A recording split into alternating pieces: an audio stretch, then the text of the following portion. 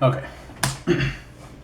Continuing back with the Blink-182 album reviews, this is definitely a big turning point for Blink.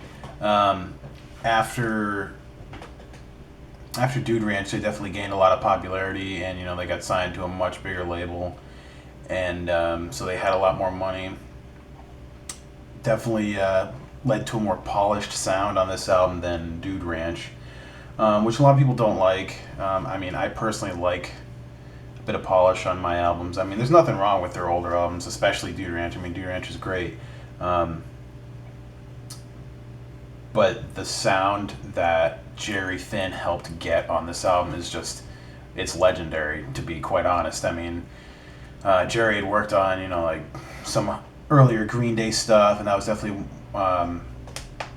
what he was most known for early on. And, I know for a fact he helped them get as much success as they did on this album. Everything about it was just an incredible, huge sound, which was still to this day, regarded as like one of the best pop punk albums out there. The songs themselves, it doesn't really surprise me when I read that the songs were written completely like in 2 weeks. They're definitely very simple songs, but at the same time, it's a lot of the songs, they don't all sound the same. At least to me. I've been listening to the album for at least like over a decade now, and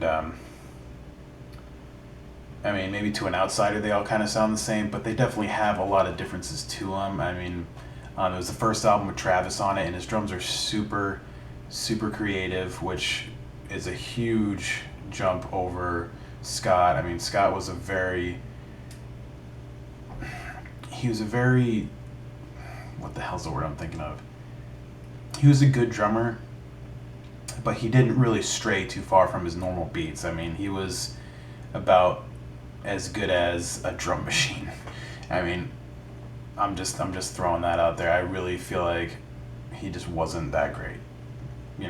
Compared to Travis, Travis really brought their songs a lot more character, I think, and he definitely helped with the writing structures too. I know that, I was reading that, and I don't exactly know how much Scott really had for an influence on Blink songs. Travis had been in earlier bands, like Aquabats and whatever else, and so it definitely wasn't his first time in a band where he could have, helped form a song with different structures and different ideas. So I'm sure that definitely played into it with just the overall feel of songs. With Rise and Falls, stuff like that, definitely keeps a song interesting. I'm sure I don't have to really go through the songs. Every one of them's great in their own way. Dumpweed. I'll never forget the lyric, "I need a girl that I can train." I'm sure that lyric isn't very popular among the women. Sorry.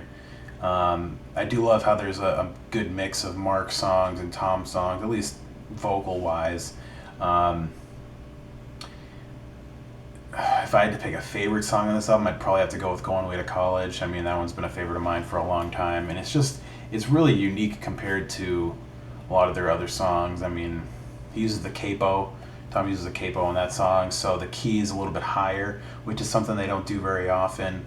I know What's My Age Again live had a capo 99% of the time, but even on the studio recording, it wasn't with a capo. So, yeah, overall, every song sounds amazing. The production is amazing. The guitar sound is perfect. I don't really know what he used to record this album for guitar-wise. I didn't honestly look too deep on that. I know he'd gotten his Fender deal around that time, but I think he probably recorded a lot of it with his Les Paul, because he was still using a Les Paul standard, I think, at the time. And but granted, he could have done some stuff with the Fender, you know, the Seymour Duncan Invader, stuff like that. So it's totally possible, you know. I know Mark did a lot of stuff with a P bass and a J bass, a jazz bass, on that album, and that's what kind of got him to want to combine the best of both worlds into his signature model, which was cool. Yeah, it's just a great album full of really fun riffs. I mean, Dysentery Gary's got a great riff. What's My Age Again? All the Small Things was the first song I ever learned on guitar. Adam's song's really fun on guitar. But you know, it's just a great album. I can see why a lot of earlier fans stopped really being interested at this point. I mean, it was definitely a huge jump from Dude Ranch and Cheshire Cat, stuff like that. So, I mean, can't really blame them. But at the same time, if it wasn't for this, we wouldn't have albums like the self-titled album, you know. That's just kind of how it goes. I mean, I probably wouldn't like Blink if it wasn't for this album and it wasn't for their success, you know. If they stayed sounding like Dude Ranch and Cheshire Cat and Buddha, and you know, kind of morphed a little bit along the lines, but still kind of had that sort of essence to it, I don't know if I ever would have really gotten into them at an early age, like I did when I first heard, you know, Take Off Your Pants and Jacket and Enema of the State.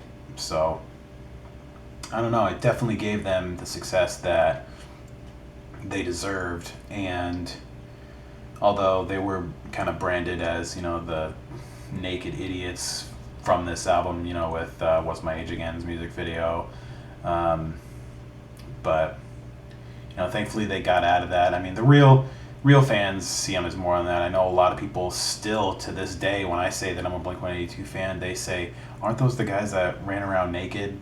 You know, and this is 16 years after this album came out. So, I mean, people definitely know about them, but the people that aren't really fans of them, I mean, they still kind of only think of them as that, which is a little, it's a little bit of a bummer, but what are you going to do? So, anyway, it's just an awesome album. I feel like it's hard for a lot of pop punk bands to sound this good for a pop punk album, especially because of Jerry Finn and everything that he did. Any band that had the privilege of working with that guy had a huge leg up, let me tell you. So it's a shame he's not with us anymore, but yeah, that's all I really got. So thanks for watching, and I'll be sure to do Dude Ranch pretty soon.